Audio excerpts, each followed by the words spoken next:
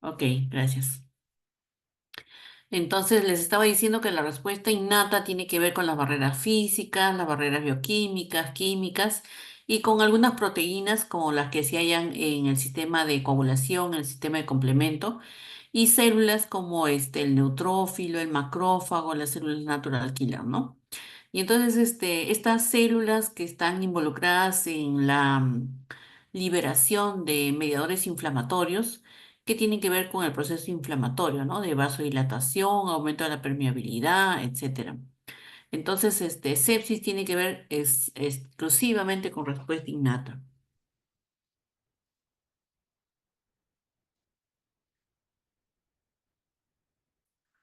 Algunas definiciones que tenemos que tener en claro es la respuesta inflamatoria sistémica. La respuesta inflamatoria sistémica es un proceso inflamatorio también, así como si por ejemplo, ocurriese una inflamación en un sitio localizado, póngase en la mano, y que ustedes ven que se hincha, que se vuelve rojo, que se vuelve caliente, y todo eso es porque hay una gran vasodilatación y aumento de la permeabilidad vascular. Eso mismo ocurre, pero en forma mucho más amplificada, y eso se llama respuesta inflamatoria sistémica. Eso puede ocurrir en el hígado, los riñones, etcétera, ¿no? Entonces, una respuesta anormal es una respuesta que no tiene realmente una finalidad de llevar las células para reparación, ¿no? Sino más bien lo contrario, lo que hace es producir un proceso inflamatorio en varios órganos. Entonces, hay unas formas, diferentes formas, diferentes am, modos de poder clasificar esta respuesta inflamatoria sistémica, ¿no? Lo que es más comúnmente aceptado es, por ejemplo, estos signos, ¿no? Por ejemplo, tener un aumento de la temperatura o una disminución de la temperatura, tener un aumento de la frecuencia cardíaca, un aumento de la frecuencia respiratoria, un aumento o disminución también de los leucocitos y también la aparición de células inmaduras, ¿no? De leucocitos inmaduros o desviación izquierda. Entonces, un paciente que tiene dos o más de estos signos, uno puede decir, se encuentra en una respuesta inflamatoria sistémica, ¿ya? No necesariamente es una infección, ¿ya? Puede ser un proceso inflamatorio que lo causa, por ejemplo, una pancreatitis. La pancreatitis solamente es un proceso inflamatorio del páncreas, no hay una infección, pero puedo tener yo fiebre, taquicardia o taquimia o leucocitosis o leucopenia, ¿no? O lo mismo puede ocurrir, por ejemplo, en un trauma, ¿no? Un paciente que ha sido, por ejemplo, operado, ¿no? Ha sido operado y entonces a las 2 horas o de repente el mismo día comienza a tener fiebre, frecuencia cardíaca aumentada, frecuencia respiratoria aumentada. Entonces uno diría, bueno, pues lógicamente es una infección, ¿no? Lo han operado y se ha infectado. Pero para que haya una infección en una operación tiene que transcurrir cierto tiempo para que puedan crecer los microorganismos. Entonces no es inmediatamente una infección. Entonces, se trata de una respuesta inflamatoria, o sea, mi cuerpo está reaccionando mediante mis células innatas, está reaccionando ante un trauma que ha sido, pues, la cirugía, ¿ya? Pero no necesariamente es una infección. Igual ocurre con las quemaduras. Las quemaduras, mientras no se infecten, también puede darme estos signos. Entonces, a eso se le llama respuesta inflamatoria sistémica, ¿no? Pero cuando esta respuesta inflamatoria sistémica se asocia a una infección, tengo un foco infeccioso, una infección urinaria, una gastroenterocolitis, una salmonelosis, una neumonía, entonces ahí ya yo puedo hablar de sepsis, ¿ya? Entonces, respuesta inflamatoria sistémica, dos o más de estos signos, más una infección, me hace la sepsis. Y si hay algo falla de un órgano, entonces puedo decirle que se trata de una sepsis severa. Entonces vamos a ver qué cosa es sepsis. Como hemos dicho, es respuesta inflamatoria sistémica más un foco infeccioso. Según varias sociedades, se define como una disfunción orgánica. O sea, finalmente, la sepsis tiene como objetivo, un mal objetivo, el de dañar los órganos, ¿no? Por eso dice disfunción orgánica, que pone en riesgo la vida de un paciente porque es una respuesta inflamatoria anómala, ¿no? Una respuesta amplificada, una respuesta que no tiene objetivo y que se presenta ante una infección. Entonces, para que uno diga que un paciente esté en sepsis, tenemos también unos parámetros, ¿no? Por ejemplo, en la parte respiratoria, si es que la presión arterial de oxígeno entre la fracción inspirada de oxígeno, o sea, el PAFI, si está disminuyéndose, entonces uno puede decir, bueno, el paciente parece que está en sepsis. O cuando falla el sistema de coagulación, ¿no? Y aumenta y comienza a disminuir la cantidad de plaquetas. O cuando el hígado también falla y aumenta la cantidad de bilirrubinas. O cuando el sistema cardiovascular está fallando también y entonces la presión arterial media, que ya habíamos dicho, habíamos visto en la clase anterior, disminuye, ¿no? O cuando el sistema nervioso central también hay una disfunción del sistema nervioso central y el paciente no está consciente y entonces su escala de Glasgow también va disminuyendo. O finalmente cuando el riñón también falla. Por eso es una disfunción orgánica de cualquiera de estos órganos. Uno puede decir de que también se encuentra en este tipo de sepsis, ¿no? Entonces, entonces sepsis vendría a ser una infección más 2 puntos de la escala de respuesta inflamatoria sistémica, ¿no? Hay un algoritmo que se llama SOFA, ¿no? Que en inglés quiere decir lo mismo, ¿no? Que es una falla secuencial de órganos que va a producirse mediante una respuesta anómala ante una infección. Pero como su algoritmo es SOFA, por eso lo representa con un sofá, ¿no? En el sofá donde lo que quieren expresar es de que al inicio hay una sospecha de una infección, pero cuando ya hay un trastorno de estos órganos que están en disfunción, entonces ya estamos hablando de sepsis, ¿no? Y si al final hay una hipotensión, entonces ya estamos hablando de un shock séptico. Algunas definiciones han cambiado, ¿no? Antes decíamos lo que estamos diciendo, ¿no? Dos criterios del SIRS más una sospecha de infección. Ahora se utiliza también igualito, ¿no? Dos criterios de SIRS más una sospecha de infección. Antes se decía que sepsis severa era la falla orgánica y en las definiciones actuales no se habla mucho de una sepsis severa. Y en el shock séptico no ha variado mucho ¿cómo se llama? La definición, ¿no? Quiere decir que es una sepsis más una hipotensión y que necesita pues utilizar medicamentos vasopresores o líquidos, ¿no? Entonces, la sepsis, como les dije anteriormente, entonces es una disfunción multiorgánica, orgánica, que va a ser respuesta de una inflamación muy severa que la va a originar una infección, ¿no? Entonces, como estamos hablando de que es una respuesta anómala inflamatoria, vamos a ver cómo se da. Empieza siempre, pues, entonces con una infección, ¿no? Las fuentes de infecciones pueden ser pulmones, abdomen, sangre o una infección urinaria. ¿Cuáles son los organismos que son más frecuentes? Los gram negativos, especialmente Pseudomonas, Escherichia coli, pero también están involucrados los gram positivos, como el Staphylococcus aureus, hongos, Mycobacterium. Por ejemplo, la tuberculosis también puede producir sepsis, ¿no? Por ejemplo, el coronavirus, que es un virus, también puede producir sepsis, ¿no? Pero para que se produzca esta respuesta inflamatoria, para que despierte mi sistema inmunológico, necesito que este patógeno, este microbio, este microorganismo, tenga en su componente, en su composición, algo que despierte esta respuesta.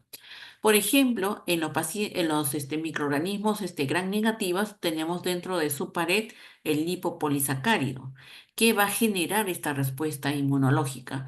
O en el caso de los gram positivos, vamos a tener en su pared constituido por peptidoglicanos o ácido lipoteitoico, ¿no? Entonces son varias sustancias que finalmente va a tener el componente del microorganismo que me va a generar esta respuesta inflamatoria.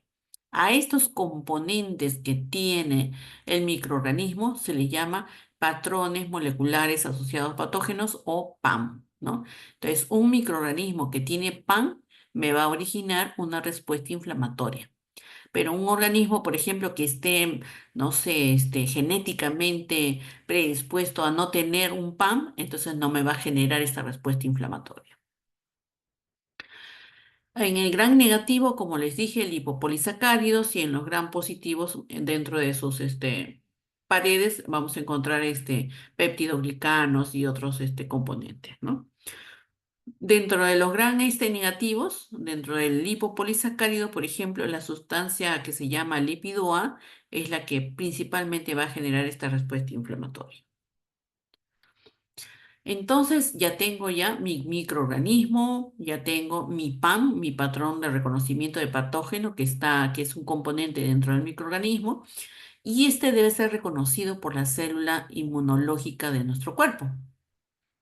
Entonces estos PAM, que pueden ser, como les dije, varias sustancias, inclusive el lipopolisacárido o el ácido lipotectóico, estas sustancias van a ser reconocidas por receptores, ¿no? Dentro de los receptores tenemos diferentes clases de receptores. Estos receptores NOD, receptores fagocíticos y tenemos receptores de tipo TOL. Entonces vamos a hablar de estos receptores, de los receptores de tipo TOL, ¿ya? Dentro de los receptores de tipo TOL tenemos receptores extracelulares, como por ejemplo el receptor TOL-like tipo 4, que tiene que ver con las bacterias gram negativas que tienen los lipopolisacáridos, o los receptores TOL-like de tipo 2, que tienen que ver con, con los PAM de los péptidos glicanos. Entonces, resumiendo, yo tengo una bacteria o microorganismo. Este microorganismo debe tener su PAM y la célula debe tener un receptor Toll-like para que pueda recibirlo. Entonces acá está el resumen, ¿no? Por ejemplo, la bacteria gram negativa tiene su PAM, que es el lipopolisacárido, se va a unir a una proteína ligante de la fase aguda que es producida por el hígado, y este complejo se tiene que unir al macrófago para que pueda despertar esta respuesta inflamatoria. Pero para que ocurra esa unión, además, en la superficie del macrófago tenemos un cofactor que se llama CD14. Entonces tiene que unirse el lipopolisacárido, la proteína de fase aguda, más el CD14, y recién este complejo se puede unir al receptor Toll-like, que se encuentra en la superficie ¿cómo se llama? En la superficie de la célula, del macrófago, del neutrófilo, ¿no? Como les dije, si la bacteria es gran negativa, el receptor Toll-like será 4, y si es gran positiva, el receptor Toll-like será de tipo 2. Como les dije anteriormente, estos receptores Toll-like pueden ser extracelulares, como estos que están acá, o pueden ser intracelulares, que tienen que ver mucho con bacterias que son intracelulares, por ejemplo la tuberculosis, o con infecciones virales, ¿no? Entonces, ¿qué pasa? Una vez que se ha unido ese complejo al receptor Toll-like, va a hacer una cascada de activación de proteínas adaptadoras al inicio, ¿no? Especialmente el MID88, y de ahí se van a activar otras proteínas que son unas quinasas. Entre estas, las más importantes son las MAC y las RIP. Y después estas proteínas van a ir hacia el núcleo. Y en el núcleo van a activar al factor nuclear kappa beta o al RIF. Y entonces se va a hacer la transcripción, es decir, la síntesis genética de de las sustancias que van a producir inflamación en sí, como por ejemplo las citocinas proinflamatorias, el interferón o las quimiosinas, ¿no? Entonces ahora vamos a ver cómo es así. Acá tenemos el complejo lipopolisacárido, la proteína en fase aguda, el CD14. Todo este complejo se une al receptor Toll-like de tipo 4 si es que es una bacteria gram negativa. Luego se va a ir por la activación de esta vía, como dijimos anteriormente, una proteína adaptadora, el MID88 dependiente, y entonces va a ir a activar otras proteínas, en este caso, estas proteínas quinasas, ¿no? Para que al final vayan al núcleo y en el núcleo activan al factor nuclear kappa beta, que es el que va a sintetizar entonces las citocinas proinflamatorias. Pero también tenemos otra vía, que es la proteína, perdón, otra vía, que es la vía MID88 independiente, ¿no? O la vía mieloide independiente, donde va a activar al RIF3, que es también tiene una función parecida al factor nuclear kappa beta. Entonces, una vez que han entrado al núcleo y han producido la activación de estos, proteínas, transcriptoras, se va a originar, las citocinas proinflamatorias. Dentro de ellas, el factor de necrosis tumoral alfa y la interleuquina 6, en esta vía, ¿no? En esta vía mieloide. Y en la otra vía, que la vía es independiente del MID88, entonces vamos a encontrar la producción de otras interleuquinas y otras citoquinas, como por ejemplo el interferón, la interleuquina 10, que es una antiinflamatoria, además la producción de radicales libres, de superóxidos, de caspasas y péptidos antimicrobianos. Solamente para decirles que el receptor Toll-like 3, porque habíamos hablado del 2 y del 4, el Toll-like 3, por ejemplo, va a ir por la vía MID88 independiente, ¿no? Independiente, por eso va a activar esta proteína y generalmente es causada por virus, ¿no? Y lo mismo pasaría si es una bacteria gram positiva, ¿no? Entonces el PAM de la bacteria gram positiva sería un péptido glicano. Tendría que también unirse a a la proteína de fase aguda y también al CD14, y recién se va a unir entonces al receptor Toll-like 2, ¿no? 2, ¿por qué? Porque es una bacteria gram positiva. Y también se va a ir al núcleo y en el núcleo nuevamente va a activar al factor nuclear kappa beta, que es una transcriptasa, para sintetizar la primera citoquina proinflamatoria, que es el factor de necrosis tumoral alfa. Una vez que se han sintetizado el factor de necrosis tumoral alfa, recién se pueden sintetizar las otras citoquinas proinflamatorias, como la 1, la 6, la 8, la 10, etcétera. Entonces, este factor de necrosis tumoral alfa es muy importante porque es el regulador máster, ¿no? O sea, es el que va a producir el inicio de la formación, de la síntesis de las otras citoquinas proinflamatorias como la interleuquina 1 y la interleuquina 6. Pero además induce los reactantes de la fase aguda, ¿no? Activa también la coagulación, puede producir inmunodeficiencia. Y la interleuquina 1, que después sale después del factor de necrosis tumoral alfa, la interleuquina es conocida como un pirógeno endógeno. Es la que va a originar especialmente la fiebre, ¿no? Pero también activa la coagulación, va a producir la leucocitosis. Y la interleuquina 6, que tiene que ver con la activación de los linfocitos T, B, modular la hematopoiesis, ¿no? El interferón gamma, que tiene una actividad especialmente antiviral, ¿no? Especialmente antiviral. Y lo más importante también es otra citoquina que es antiinflamatoria como la interleuquina 10, ¿ya? Que produce propiedades inmunosupresivas. Porque imagínense que de repente yo tengo una infección y entonces se produce la activación de citocinas proinflamatorias y todo mi cuerpo se va a inflamar, ¿no? Entonces necesito algo que lo contraataque, como son las interleuquinas antiinflamatorias. Entonces tiene que haber un equilibrio entre las dos. Pero también si predominan las antiinflamatorias, yo voy a tener una inmunosupresión. Por ejemplo, hay una infección parasitaria y la infección parasitaria a pesar de que uno le dé cualquier medicamento, el último medicamento antiparasitario, el paciente puede morir.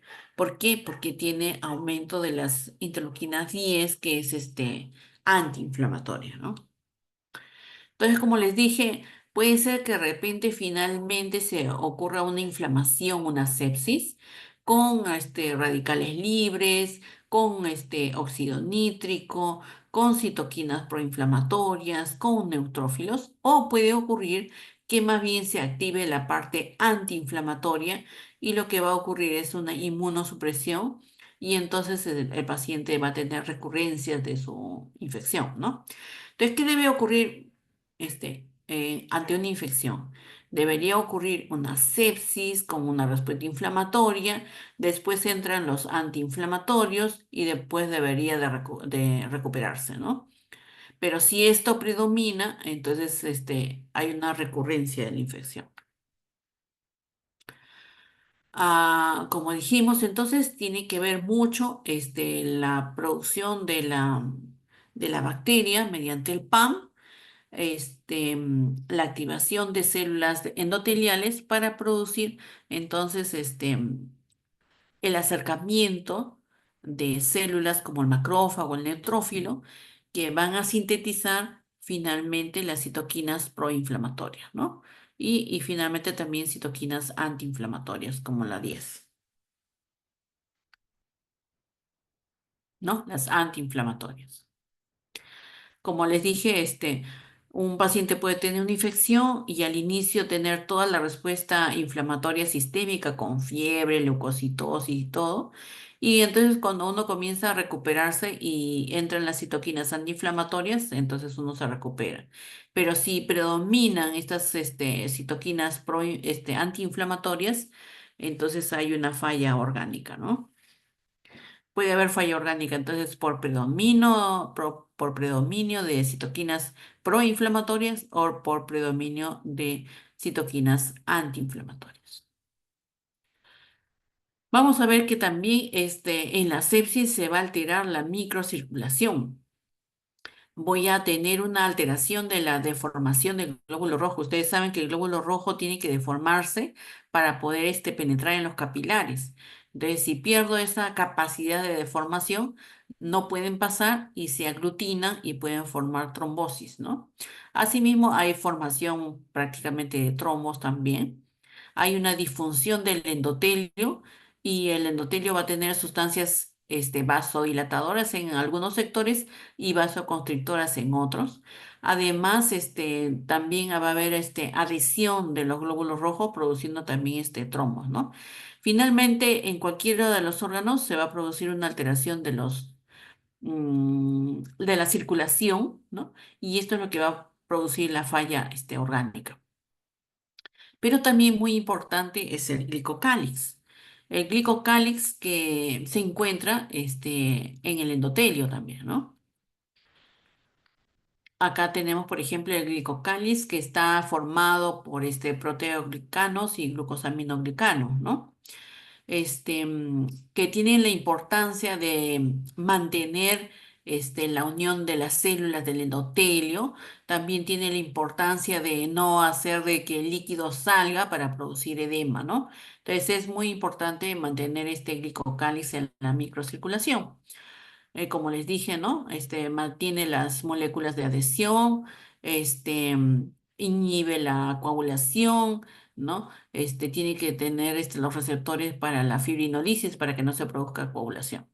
Pero ¿qué pasa cuando hay una infección? Entonces, cuando hay una infección, se activa este endotelio, lo que va a producir la atracción de células como neutrófilos, macrófagos, que van a producir las citoquinas proinflamatorias y estas van a producir una alteración del glicocálix.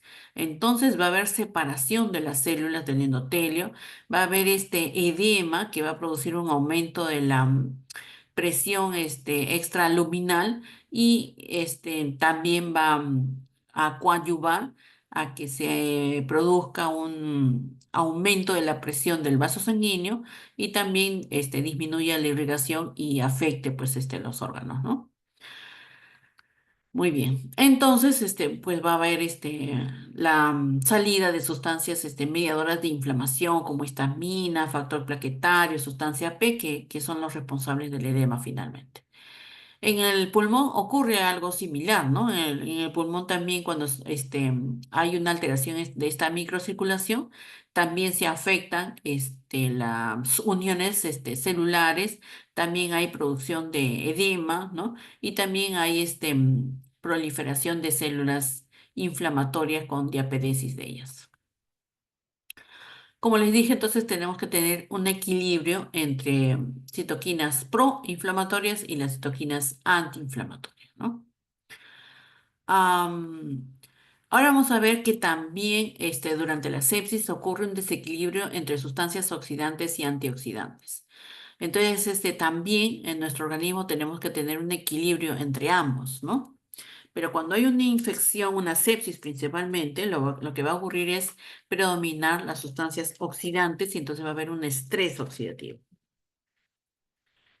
Acá tenemos un esquema de lo que es la bacteria y esta bacteria o microorganismo tiene su PAM en su componente y entonces este PAM se va a unir a la célula del neutrófilo, el macrófago, a través de su complejo, ¿no? Y del receptor Toll-like. Y entonces lo que va a hacer es inhibir la translocación y la producción de esta proteína eritroide, ¿no? Entonces, ¿por qué? Porque esta proteína eritroide es muy importante porque a través del núcleo va a producir sustancias antioxidantes como el superóxido de dismutasa, el glutatión, la catalasa, ¿no? Como ven ustedes acá, ¿no? Entonces, factor, esta proteína eritroide, va a ir hacia el núcleo y va a producir enzimas antioxidantes. Pero cuando hay una activación del neutrófilo macrófago, se inhibe esta proteína eritroide y lo que va a producir más es disminución de enzimas antioxidantes, predominan las sustancias oxidantes y eso va a producir entonces la disfunción de los órganos, ¿no?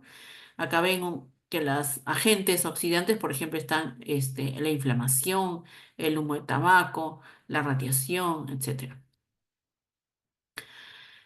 También hay una alteración de la coagulación en la sepsis, porque el endotelio tiene la particularidad, su función es de predominar sustancias vasodilatadoras y sustancias anticoagulantes. ¿Para qué? Para que circule justamente la sangre, ¿no? Pero cuando hay una sepsis, lo que se va a producir más bien es una proliferación de sustancias procoagulantes. Y entonces se van a formar trombos y estos trombos van a disminuir la irrigación de los órganos y la disfunción, ¿no? Propiamente dicha. ¿Cómo es que disminuye o cómo es que aumenta esta función procoagulante? Al aumentar el factor tisular y a disminuir también la trombomodulina y la proteína C. Entonces, también nuestro organismo debe tener un equilibrio entre sustancias que van a producir la coagulación y lo que van a producir la fibrinolisis, ¿no? Pero cuando hay una sepsis con esta bacteria, por ejemplo, bacteria gram positiva o bacteria gram negativa, que tiene su PAM y que se va a unir al CD14 y con el CD14 se unen a su receptor, al macrófago, al monocito, etcétera. Entonces lo que va a hacer es este macrófago es producir citoquinas proinflamatorias como el factor de necrosis tumoral alfa, la interleuquina 1. Y estas sustancias proinflamatorias lo que van a producir es activación del factor tisular. Y ustedes saben que el factor tisular es el que va a desencadenar la cascada de la coagulación, pero además va a inhibir sustancias que tienen que ver con la trombolisis, ¿no? Como por ejemplo el factor inhibidor de la activación del plasminógeno, entonces se inhibe la fibrinolisis y se va a formar el trombo. Entonces el trombo a nivel microvascular va a producir una isquemia en los órganos, produciendo la disfunción, ¿no? Como vemos acá, ¿no? Estamos las bacterias, se unen al macrófago, el macrófago va a producir citoquinas proinflamatorias, estas citoquinas proinflamatorias van a producir una activación del factor tisular para producir cascada de coagulación, ¿no? Y lo que se va a inhibir más bien es la trombolisis, ¿no? También va a haber una disfunción de lo que es la mitocondria, ¿no? A través de una sobreestimulación de la ADP ribosa polimerasa o una inhibición de los receptores proliferadores de los peroxisomas. Entonces acá tenemos nuevamente un esquema donde está la bacteria con su PAM. Esta bacteria se une a la célula inflamatoria, ¿no? La célula macrófago o neutrófilo y va a producir, como dijimos en antes, sustancias reactantes, ¿no? Sustancias de oxidantes. Entonces, pero además va a estimular a esta proteína, a esta proteína. Entonces, ¿qué hace esta proteína normalmente? Lo que hace es que cuando hay un daño, a nivel del ADN, esta proteína se activa y lo que va a producir es una reparación. Y esta reparación puede ser una reparación normal para quedar bien o puede ser una reparación anormal, ¿no? Entonces, cuando se activa esta proteína de reparación, hay disminución del ATP mitocondrial y una disfunción de la mitocondria, pero además también inhibe los receptores proliferadores de las peroxisomas que se encuentran también aquí en la mitocondria y entonces va a haber un daño en el transporte de electrones en la mitocondria y también disminución de ATPs, ¿no?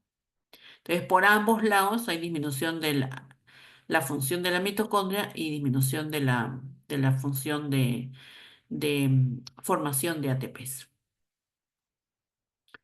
También hay una desregulación del sistema nervioso. Acá tenemos el sistema nervioso simpático, que es estimulado también por los PAM de las bacterias. Se va a producir una activación a nivel neuronal a través de la primera y segunda neurona. Y a nivel de la médula depende de qué receptor es el que se está produciendo la activación. Si, por ejemplo, son los receptores beta 2 adrenérgicos, entonces va a inhibir la producción de citoquinas proinflamatorias. Pero si va a activar los receptores alfa 2 adrenérgicos, entonces va a haber un aumento de citoquinas proinflamatorias, ¿no? Y lo mismo va a ocurrir si es que estamos hablando del sistema parasimpático, ¿no? Nuevamente las bacterias van a ir a producir una activación del sistema neuronal y van a ir al ganglio celíaco donde se encuentra pues el parasimpático y ahí va a activar a la alfa 7N acetilcolina y va a suprimir la liberación de citoquinas proinflamatorias, ¿no? Finalmente, el complemento también está involucrado en la sepsis, ¿no? Ustedes saben de que el complemento tiene tres vías de activación, a través de la vía alterna por el microorganismo, a través de la unión del antígeno anticuerpo o a través de la lectina unida a la manosa. Entonces, esta vía es la que vamos a ver que se activa cuando hay la presencia de microorganismos. Y entonces va a haber una cascada de activación de proteínas, ¿no? Dentro de ellas la C3A, que va a producir inflamación. Luego la C3b que produce ozonización y fagocitosis, la C5a que también produce inflamación y finalmente se activa la C6, C7, C8, C9 que son los que van a formar el complejo de ataque a la membrana, ¿no? Que finalmente es la formación de un poro a nivel de la pared celular del microorganismo y entonces hay un aumento de la permeabilidad hacia la célula, una disfunción de la bomba de sodio-potasio ATPasa y por lo tanto un edema y una destrucción celular, ¿no? Entonces aquí vemos, por ejemplo, ¿no? Que como el microorganismo a través de su PAM activa el sistema del complemento y va a tener una función tanto directa como indirecta en la génesis de la sepsis, ¿no? Entonces, finalmente, como resumen, yo voy a tener un microorganismo que va a tener su PAM, que se va a unir a la proteína de la fase aguda del hígado que se va a unir al CD14 y esto se va a unir al receptor Toll-like del macrófago. El macrófago, finalmente, a través de la vía MID88 dependiente, lo que va a originar es la activación del factor nuclear kappa beta y con eso va a sintetizar principalmente al factor de necrosis tumoral alfa, pero la interleuquina 1 y otras citoquinas proinflamatorias y también antiinflamatorias, ¿no? Estas citoquinas van a ir al endotelio y va a producir disfunción del endotelio, va a producir trombosis de los vasos sanguíneos y esto va a originar una disminución del metabolismo aerobio y la disminución también de la formación de ATPs. Pero también estas citoquinas van a producir los fenómenos de la respuesta inflamatoria sistémica, ¿no? Como fiebre, taquicardia, taquimia, leucocitosis, etcétera, ¿no? Entonces, esta desregulación del endotelio, la síntesis de óxido nítrico y producción de vasodilatación, finalmente, va a producir, una disminución de la resistencia vascular periférica, hipoxia celular, aumento de radicales libres, acidosis láctica y la falla multiorgánica, ¿no? Muy bien. Entonces, como conclusión, la sepsis es una condición de manifestaciones clínicas causadas por una infección, ¿no? Infección más respuesta inflamatoria sistémica. Es necesario que haya el PAM del microorganismo y receptores Toll-like de las células para que se desarrolle la síntesis de citoquinas proinflamatorias. Las citoquinas, interleuquinas 6, 8, factores de necrosis tumoral son las que van a dar la clínica del paciente. La fiebre, el malestar, la taquicardia, la taquimia, etcétera, son manifestaciones de los interleuquinas proinflamatorias. Existen citoquinas antiinflamatorias que normalmente deberían estar en la recuperación de un paciente, pero cuando aumentan estas citoquinas antiinflamatorias, también puede causarse una inmunosupresión, ¿no? Y también dentro de lo que es la sepsis, que es netamente una respuesta innata, una respuesta inmunitaria innata, también está desarrollándose el sistema de complemento y la coagulación. Muy bien, ¿alguna pregunta, jóvenes?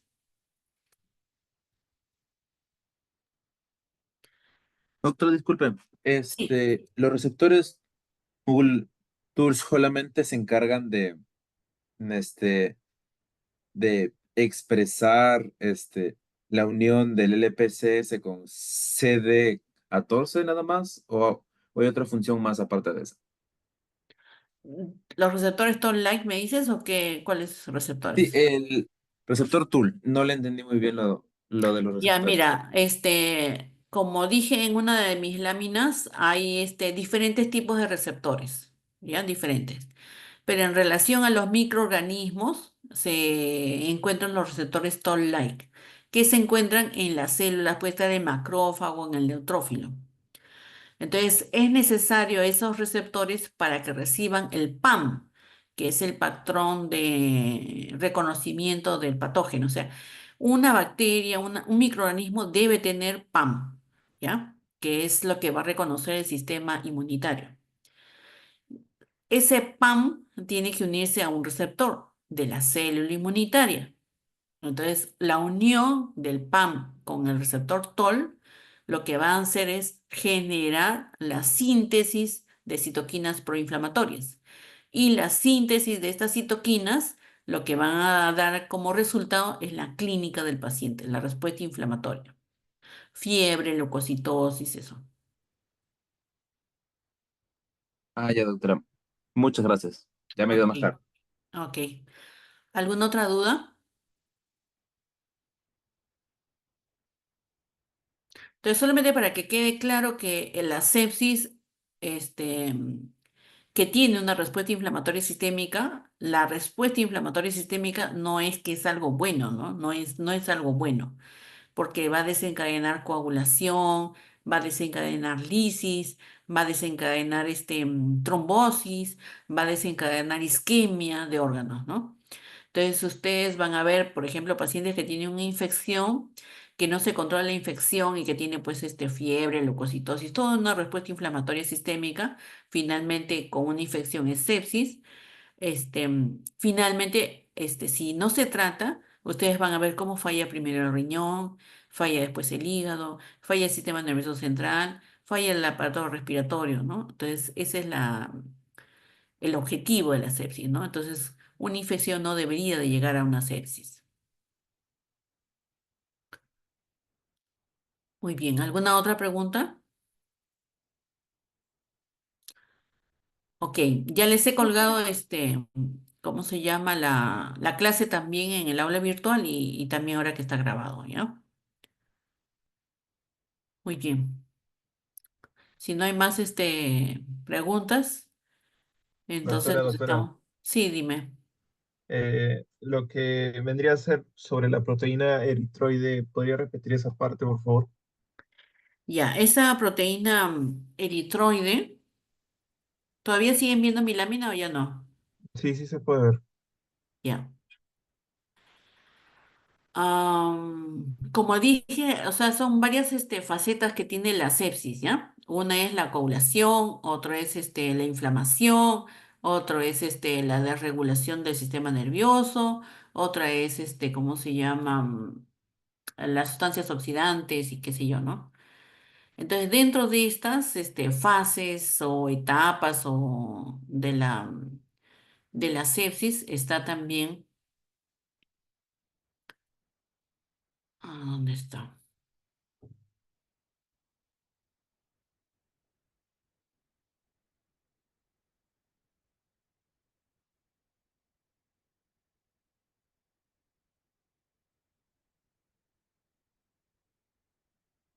Acá.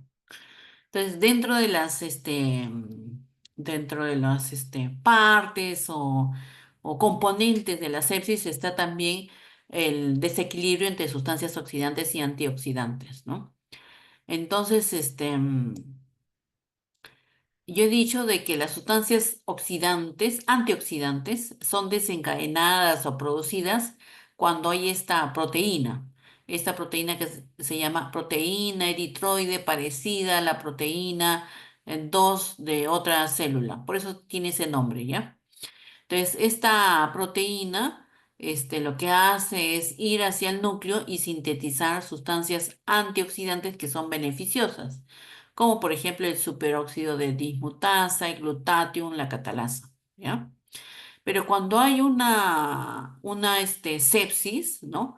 Que es la unión de los PAM con los receptores Toll-like de la célula y se forman los radicales libres, porque se acuerdan que yo les dije, dentro de lo que es las citoquinas proinflamatorias también se originan los radicales libres, ¿no? Entonces estos radicales libres, estos oxidantes, lo que van a hacer es inhibir justamente a esta proteína, esta que es la que produce los antioxidantes. Entonces, ya no va a haber sustancias antioxidantes y lo que va a predominar es las sustancias oxidantes, ¿ya? Y yo he dicho, debe haber un equilibrio entre sustancias oxidantes y antioxidantes. Pero si el equilibrio se va a que predominan las sustancias oxidantes, eso se llama estrés oxidativo.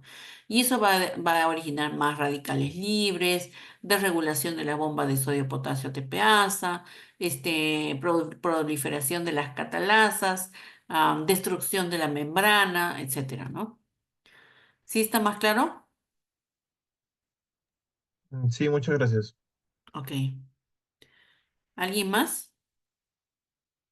Buenas noches, doctora. Me quedó una duda, si por favor me la podría responder. Usted Ajá, comentó que cuando habló que en la membrana de las bacterias gram negativas sí, que tienen sus PAMs y se sí. une a una respuesta, se une a una respuesta aguda del hígado que se tiene que unir al macrófago, me parece, y su superficie tiene CD14. Y de Sí, ahí comentó que se tiene que unir a otra cosa. Si podría mencionarlo de nuevo, por favor. ya,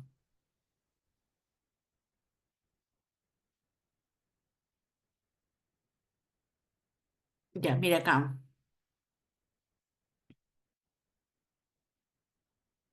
Sí, doctora, sí lo veo. ya. Entonces yo dije, la bacteria en este caso la gran negativa, tiene su PAM, que es el lipopolisacárido. Tiene que tener lipopolisacárido, tiene que tener un PAM para que origine una respuesta inflamatoria, si no, no origina eso, ¿ya? Esta microorganismo que tiene ya su PAM se tiene que unir a una proteína de la fase aguda que se encuentra en el hígado. Y en la célula del macrófago, en la célula, se va a encontrar el CD14. Entonces, recién cuando haya este complejo lipopolisacárido, proteína de fase aguda y la célula CD14, recién se puede unir al receptor de la célula inflamatoria, del macrófago. Recién ahí. Entonces, como estamos hablando de lipopolisacárido en una bacteria gran negativa, entonces el receptor toll-like será el 4. Si estamos hablando de una bacteria gran positiva, el receptor toll-like será el 2. O si estamos hablando de un virus, el receptor intracelular será el 3, ¿ya? Yo les estoy hablando así como si fuese matemáticas, pero no, no es así tan definido como les estoy diciendo, ¿no? Puede ser que este receptor también pueda recibir otro tipo de microorganismos también, ¿ya? Pero esto es lo más general, ¿ya? Entonces, una vez que se ha unido todo este complejo, inclusive al receptor Toll-like, entonces se va a introducir al citoplasma de la célula, en este caso el macrófago, va a activar a una proteína que se llama MID88 dependiente, que es una proteína adaptadora. Esta proteína adaptadora va a activar a otras proteínas que son proteínas quinasas. Y estas proteínas quinasas van a activar a otra que está pero ya dentro del núcleo, que es el factor nuclear kappa beta. Y este factor nuclear kappa beta es el que va a originar este,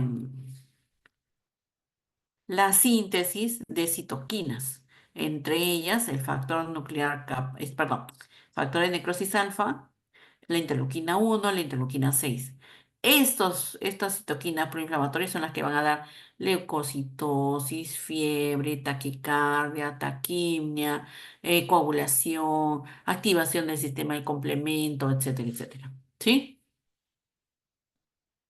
Sí, sí, doctora, ya me quedó más claro. Muchas gracias. Ok. ¿Alguna otra duda? Doctora, una consulta. Dime. Esta sepsis, si es que no se logra controlar, ¿nos llevaría a un shock séptico también?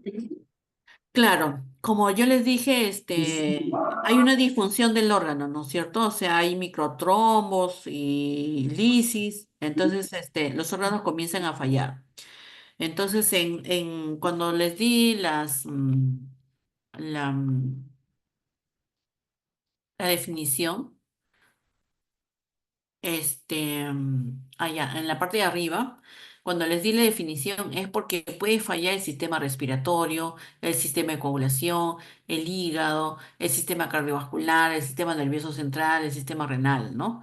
Entonces, finalmente ese es el objetivo malo, ¿no? El objetivo que no se debería, no se debería seguir en un paciente que tiene una infección. Pero cuando tiene ya respuesta inflamatoria sistémica, o sea, tiene fiebre, leucocitosis, uno no debe decir, el paciente solamente tiene neumonía, ¿no? Supónganse que un paciente tiene tos y fiebre, dolor torácico, esputo, por ejemplo, ¿no? Le toma una placa y la placa dice, tiene neumonía. Pero el paciente está bien, está tranquilo, no tiene fiebre, entonces no tiene una sepsis, solamente tiene neumonía. ¿Ya? Entonces se le da el antibiótico y probablemente va a mejorar. Pero si un paciente llega con la misma clínica y la misma radiografía, pero además tiene aumento de la frecuencia respiratoria, tiene taquicardia, tiene fiebre, tiene leucocitosis, entonces ya no decimos solamente es una neumonía, sino es una sepsis de punto de partida respiratorio. ¿Por qué? Porque ya está abarcando citoquinas proinflamatorias, por eso ya es una sepsis. El peligro, ¿cuál es el peligro? Es de que si siga y no se le trate con antibióticos, el peligro es de que se formen esta alteración del endotelio, se formen trombos, se forme una isquemia y entonces comienza a dañar o el sistema respiratorio, o el de coagulación, o el hígado, el cardiovascular, o el nervioso, o renal. ¿Sí? ¿Está bien? Sí, doctora, gracias. Judy, ¿algo? Buenas noches, doctora. Gracias por la clase. Mi pregunta es, ¿habrá algún otro mecanismo? No he buscado, pero me da curiosidad saber si hay algún otro mecanismo, al menos conocido hasta el momento, o de los que se sabe, que se active, que la activación o cómo el desarrollo de este mecanismo fisiopatológico sea similar al de la sepsis y se pueda confundir con una sepsis. No, pero como te digo, o sea, un paciente que llegue por ejemplo, a un consultorio con Ujú, fiebre, leucocitosis, etcétera, no ujú. necesariamente es una infección. Puede ser solamente una respuesta inflamatoria sistémica, ¿ya? Por ejemplo, a veces yo tengo pacientes que tienen, ¿qué les digo? Tuberculosis, ¿ya? Tienen tuberculosis y le damos tratamiento, el que necesita, y el paciente está recibiendo, pero pasan días, días, días y no baja la fiebre. No significa que esté yendo mal la infección, significa que sus células están respondiendo a esa infección y están haciendo una respuesta inflamatoria. Pero puede ocurrir que de repente, ya, puede ocurrir, por ejemplo, he visto muchos de estos casos, ¿ya? Un paciente que sí tiene un foco infeccioso, pero como tiene SIDA, tiene HIV, no tiene respuesta inflamatoria. Y entonces no hace fiebre, no hace nada. Y entonces se le comienza a dar sus medicamentos para recuperar su inmunidad y comienza a hacer fiebre, leucocitosis. No es que esté siendo un empeoramiento o una nueva infección, sino es que recién se está despertando su sistema inmune y está haciendo una respuesta inflamatoria. O como dije, el ejemplo de un paciente que tiene una cirugía. Apenas lo operan, a las 2 horas, 3 horas comienza a tener fiebre, leucocitosis, taquicardia. O sea, cualquiera que de repente no sabe la fisiopatología de una sepsis, diría, este es una sepsis, esta es una infección, ¿no? Este es por la cirugía. Pero no, ¿no? Solamente el manipular el cuerpo puede producir esta respuesta inflamatoria. Entonces, el tener fiebre, taquicardia, leucocitosis no necesariamente es una infección, es una respuesta del cuerpo ante una noxa.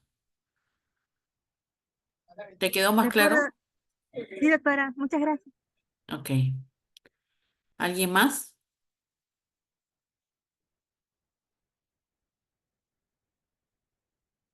Ok. Entonces, ustedes van a encontrar unas definiciones también cuando de repente vayan a hacer esta introducción a la clínica. Uno es sepsis, otra es respuesta inflamatoria sistémica, otra es sepsis severa. Como han visto ustedes en las nuevas definiciones ya no está sepsis severa, pero generalmente eso se daba cuando ya comenzaba a fallar los órganos y fallaba un órgano. Y cuando fallan más de un órgano, o sea, dos órganos, entonces ya se llama eso falla multiorgánica, ¿no? Y eso sí van a escuchar ustedes cuando hagan semiología o cuando hagan medicina, van a encontrar ese término, que es, por ejemplo, un paciente que tiene neumonía, no responde al medicamento, al tratamiento y comienza a fallar su aparato respiratorio y tienen que ponerle una máquina, ¿no? Y de repente comienza a dejar de orinar y ya tiene una falla renal. Entonces, ese paciente ya tiene una falla multiorgánica. Es muy posible que ese paciente no salga, pues, ¿no? Porque está progresando su cuadro inflamatorio disfuncional de los órganos. Ok, si no hay otra pregunta. Doctora, así como una pregunta media, Ujú. eh, ¿la septicemia se relacionaría con con el shock séptico o es un concepto completamente diferente? No, pero septicemia sería lo mismo que sepsis, sería el sinónimo de sepsis. Pero, por ejemplo, bacteriemia es encontrar al microorganismo en la sangre, pero no le produce respuesta inflamatoria. Hay bacteriemias que producen eso, ¿no? Pero septicemia sería el sinónimo de sepsis. Y el shock séptico es cuando falla la presión arterial y entonces el PAM, que habíamos dicho la vez pasada, que era la relación entre presión sistólica, entre presión diastólica, si este PAM llega a menos de 60, quiere decir que los órganos ya no son irrigados. Entonces, cuando hay disminución de esta presión arterial, ya puedo considerarlo en shock, ¿no? No, ok, muchas gracias. Ok. ¿Alguna otra pregunta?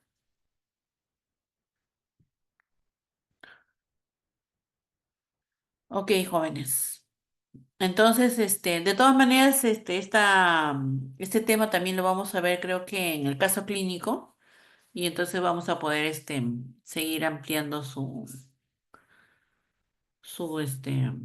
concepción. Muy bien, muchas gracias. Cuídense mucho. Gracias, Hasta luego, doctora. Hasta doctora. Muchas luego. gracias. Gracias. Hasta Buenas noches, luego, doctora. doctora. Gracias. Buenas noches.